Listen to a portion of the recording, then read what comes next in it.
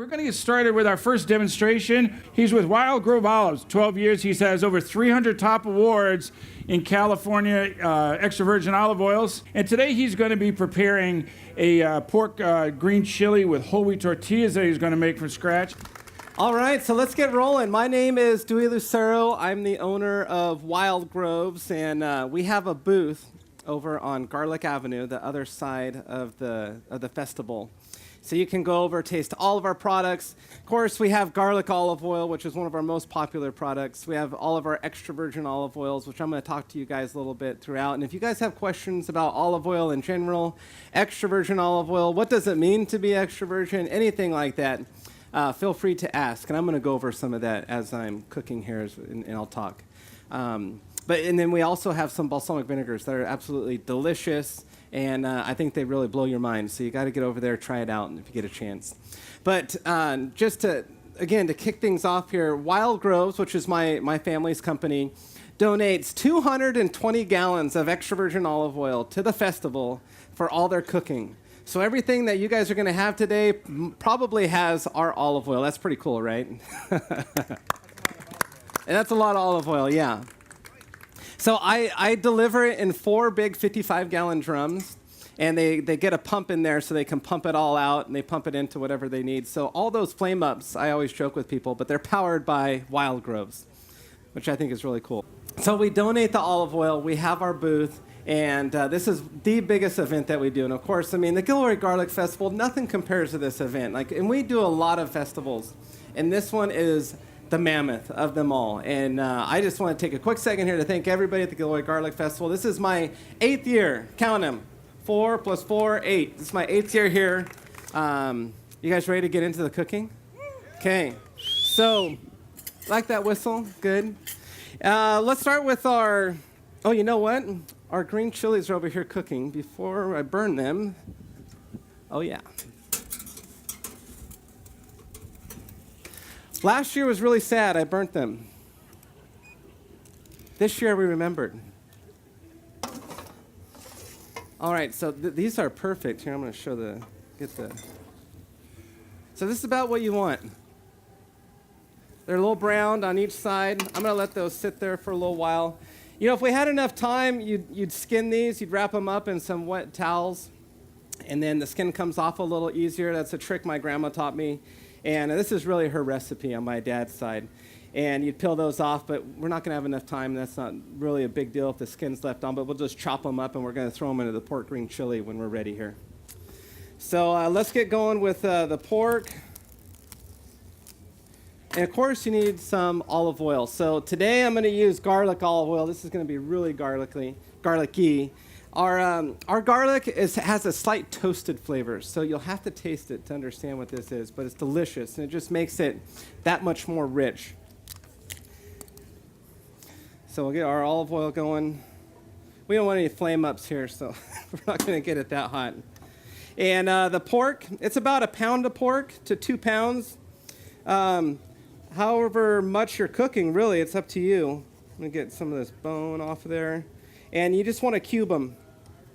Anywhere from 1/2 inch to 1 inch cube is good, perfect for this. And we'll get them going in the olive oil. You can use extra virgin olive oil for this too, and I brought some. This is our most popular extra virgin olive oil. That's kind of like an everyday oil because it's very mild and buttery. And so when I explain the flavor, that's the flavor of the olive oil. So this happens to be a blend. There's 3 different olives in this. There's an Arbequina variety, Manzanillo, and an Arbusana. And it just happens that they're all Spanish varieties, but all from California. But all olives aren't created equal. You know, every single one, like a wine grape, tastes different. So that's something to remember when you're out buying olive oil and you're looking at specific varieties. They're all going to taste different. But you know, it's really up to your palate to determine what you like in your cooking. But I found that this is our most popular because it's the softest. It's not going to be a real robust oil, which those are great on their own, but they will add a lot of flavor. And you have to get used to that as an extra virgin olive oil. So let's get this all chopped up here.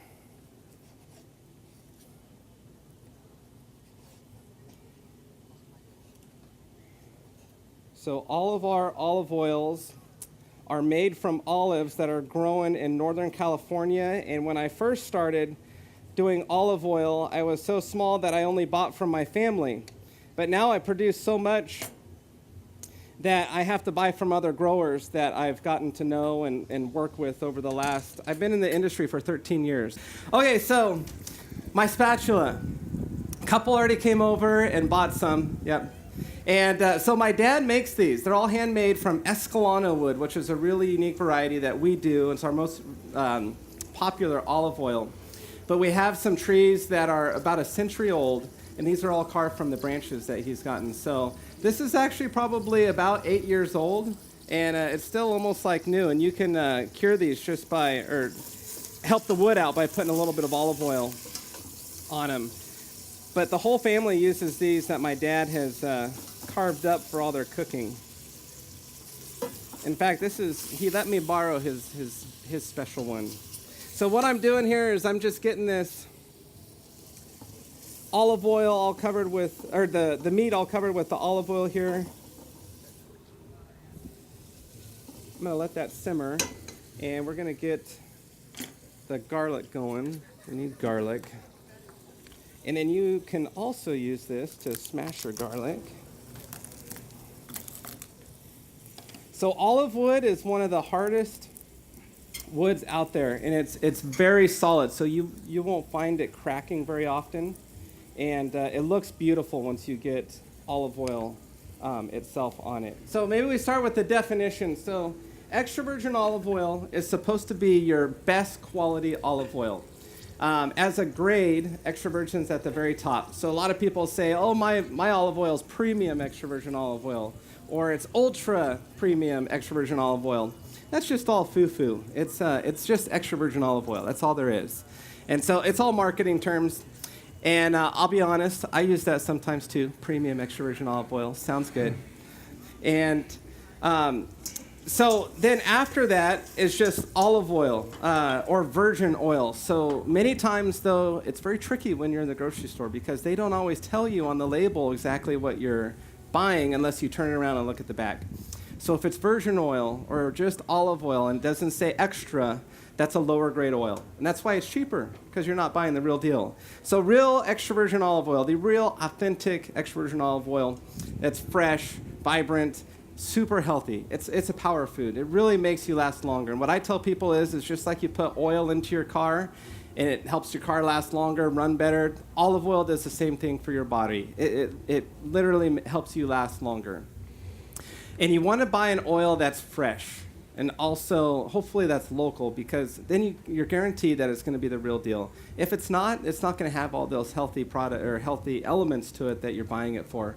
And olive oil is healthy because of the polyphenols and antioxidants in it. All right, so we've got the pork in here, and it's starting to brown. It's pretty much almost cooked through. I like to do it where it's pretty close to being cooked through before I put my flour in. It looks really good in here with all that garlic. So next, it's about a cup worth of flour, but you really got to keep an eye on this. And you're only going to go a little bit. You're going to go to the point where you're starting to see the flour brown. And you don't want that. And I just shake it on lightly over the top of everything, and then I'm stirring at the same time. I'm going to change hands. A little better with my right hand. Here So, Dewey, you're using that to thicken it, correct? I'm going to start thickening it. All right, so this is when the magic happens. It's starting to get thick here. And I like mine a little on the thicker side. I'm going to add a little bit of water to this, but this is about the consistency that you want to get to. And then you can go thicker by heating it a little bit more. If you're good, just take it right off the heat right now. Or keep going. And I'm going to add a little bit more water to mine, so I just have a little more product in there.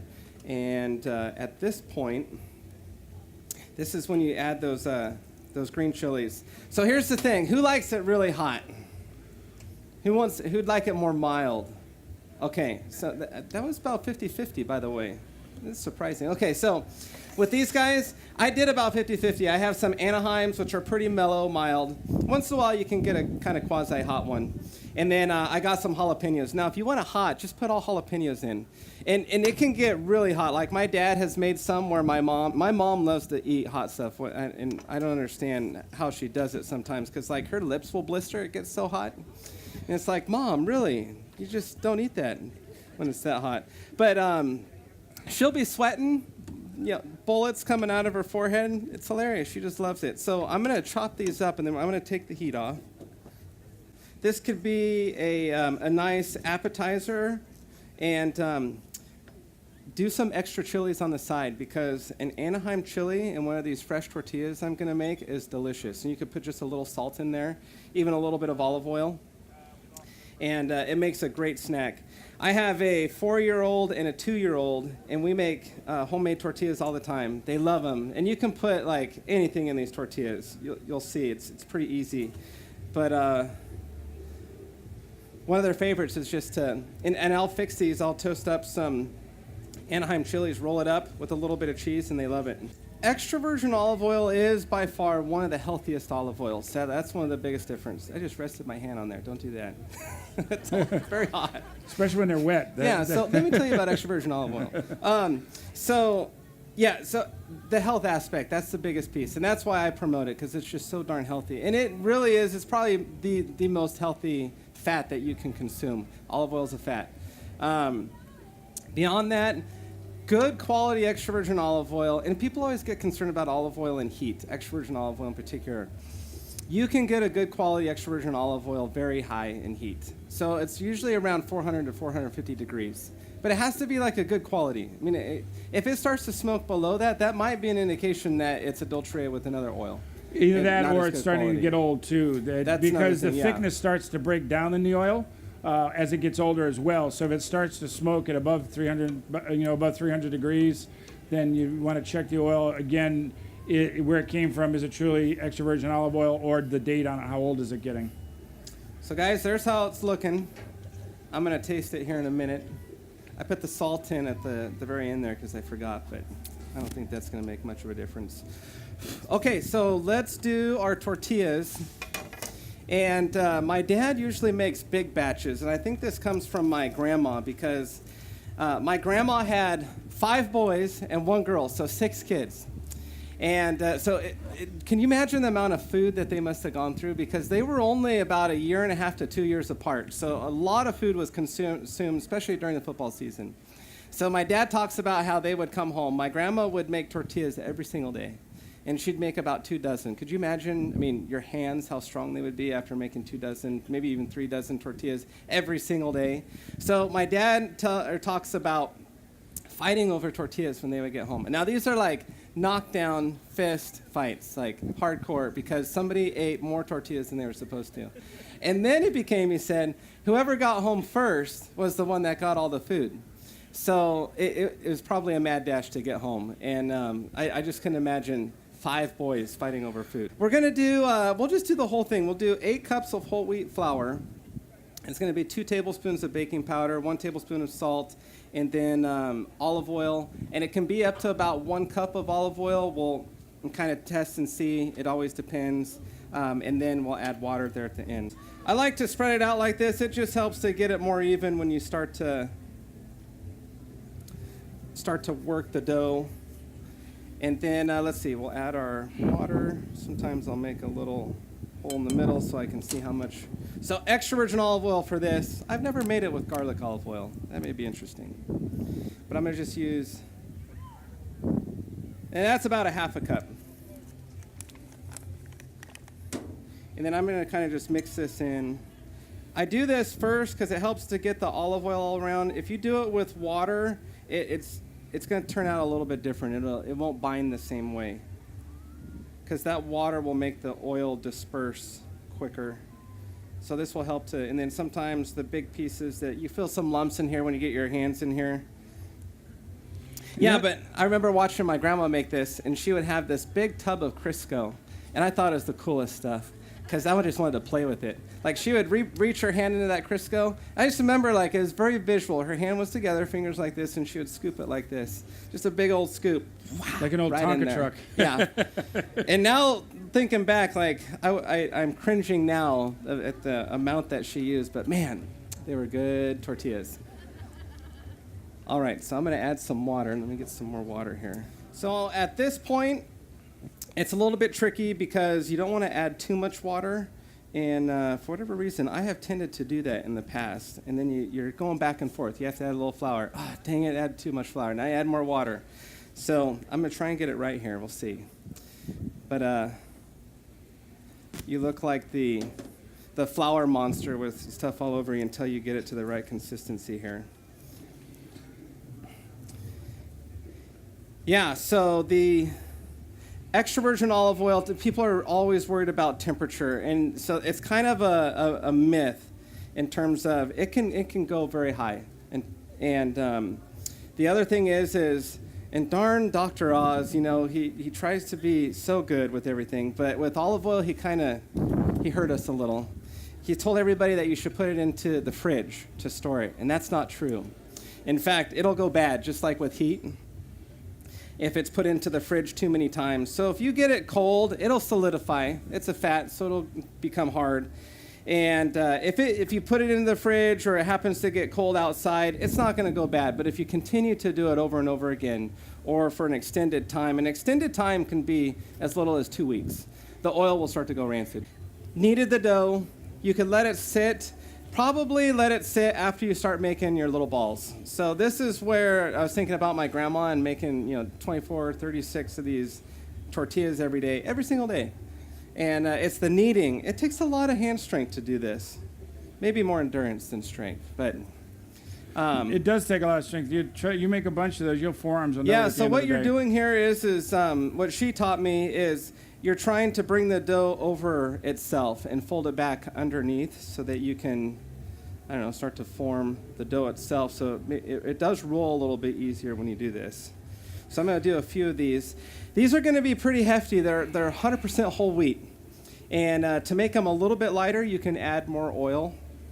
Mine are going to be kind of like right in between. If I had added more oil, I probably would have. So let's say you don't have a rolling pin like I do now. Just go grab a bottle of olive oil to go out. So there we go. This is about a 10-inch diameter tortilla. Got this heated up. The way you can taste test this is right when you do the first one, tear up the tortilla, and then I let my boys take the first tortilla and they just eat it. But we'll taste test the pork green chili. So my family has been growing table olives for about 4 generations.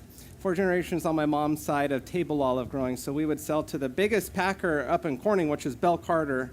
And they have the Lindsay brand. Who knows the Lindsay brand of olives? Yeah, so you might have eaten our olives. They're the biggest fresh packer of olives in the world. And they do a lot of olives, and they really drive that whole industry up there. And then my dad's side, we've been making extra virgin olive oil for 3 generations. So my grandpa started very small, and he worked with who we called him Crazy Larry. He was an old hippie, very much a hippie. The coolest guy, though, like very intense and passionate about extra virgin olive oil. And he did organic, the whole thing. And he was one of the first people to bring in a mechanical mill to California. I think it was maybe the second or third, and had gone over to Italy. He and his wife picked this out and brought it home. And so my grandpa was part of that, though, and that's how I got into it, is my dad and my grandpa were selling olive oil at work and around town, and they said, why don't you start selling it at work? So I did, and people kept coming back and asking for more and more. And I thought, oh, man, this is really cool. I can make some money on the side. So I designed a label, and one thing led to the next. I had started my company, and I got a loan from my parents for about $50,000. And I started my first company in my parents' garage up in Corning. And that was 13 years ago. So now we're probably one of the top 10 largest olive oil companies in the nation selling olive oil, and the most awarded, too. Yeah, over 300 awards. Okay, you ready to try this? I'm a little bit nervous. You want to try one? Yeah, sure. Of course. I know how the salt level is in here. Actually, you hit it. That's pretty good. Yeah, it's really good. Texture's So- nice on it. It's fluffy. This is more fluffy than usual, but you know what? It depends on how you like them. Mind if Dawn passes out? I'll let this cool off. Good a little question. bit. How do you Yeah, tell if it's so- been adulterated? Yeah, how can you tell if something else is in it? That's the problem in America. There's no policing of it, and you wouldn't know. And you probably have consumed extra virgin olive oil, and most of it's imported, unfortunately. So most imported oils have either something in them or they're old, like beyond being extra virgin. It'd be like comparing it to a brown banana that's sitting on your counter that's rotten versus a nice fresh one. The best thing. This is a key to a good olive oil. Somewhere on the bottle should have Yeah. its bottle by date, production date. If they don't have that on it, they're hiding something. Because you want to know how old is that olive oil. You don't want to go in and buy a bottle of olive oil that's already 6 months old, and not from a local producer, because it shortens up your window of use on it. So again, if that's not on there, they're hiding something from you. Yeah, very true. Say again, please. Good again. Extra so- virgin olive oil. Yeah. What would you say shelf life? is? So, industry standard is 2 years. So that's what I put on my bottle. But I tell people to consume it within a little under a year, especially if you have it open. Because the day that olive oil is made, that's when it's the best. That's when it has the most flavor, the best for you. It's the brightest, tastiest. And then it's always just heading downhill after that. So a lot of people think that it's like wine, like you store it. Absolutely the opposite. It's like a fresh fruit or a vegetable. You want to consume it closest to the harvest date. And that was exactly one thing I was going to point out is a lot of bottles just have the lock code. Like they don't, and it's all gibberish. Like it doesn't make sense. They do that on purpose so you don't know when that olive oil was made. Yeah, so one thing that I was going to tell you is really important that you can look for is the California Olive Oil Council seal, which is an industry organization, and they certify oils as being extra virgin. And they only do it for California. That's where most, probably 90% of the oil that's produced in the United States is all in California because we have a nice Mediterranean climate. But if you look for this seal, and I have a sticker on it, typically it's just printed right on the bottle. This is your guarantee that it's gone to a lab and been certified so you meet certain standards. And then also they have a panel of tasters that are certified as tasters from like Italy or something. And they will say, yeah, there's no flaws. What they're tasting for is any flaws in the oil. There's no flaws. This is 100% extra virgin olive oil. And they send you a document. It's pretty professional. And say, yes, you can put our seal on your bottle. So really, if you want to be 100% sure that you're getting what you're paying for, in California, this is what you look for. And most producers have this. It's about 90% of producers have this. And if they don't, you might want to question why they don't, because this is really important. Yeah, so I'll finish here with talking a little bit about harvest, because California is unique in that we are part of only one other country, really, that has developed super high-density planting, which is all mechanically harvested olives. Because my style olives that are table olives are all hand harvested. So hundreds of trees, thousands of pounds of fruit. And on a good year, Bell Carter can receive almost 100,000 tons of fruit. All that has to be handpicked. Because for table olives can't be bruised. There's no machine that they've developed yet that can harvest these olives off of trees. So you have hand harvesting. There are a few people that still knock. They actually hit the trees with sticks and they fall onto tarps. You might see videos on YouTube like this. We actually do this. It's a cheaper way to harvest olives for olive oil, because we don't care if the olives are bruised a little bit. As long as the olives get to the mill within a few hours, we can make good extra virgin olive oil.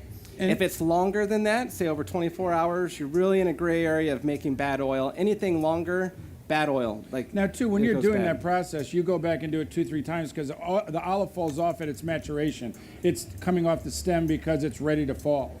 So true, but we harvest everything at once. You do everything. Yeah. So you come back and the key cold. is in one of our specialties that I've just learned from time with my dad and my grandpa is picking at the right time, because you want olives start green. You have to pick a green olive to pickle it, because if it's turning red and purple, because a fully matured olive is purple, which they call black olive, on the tree.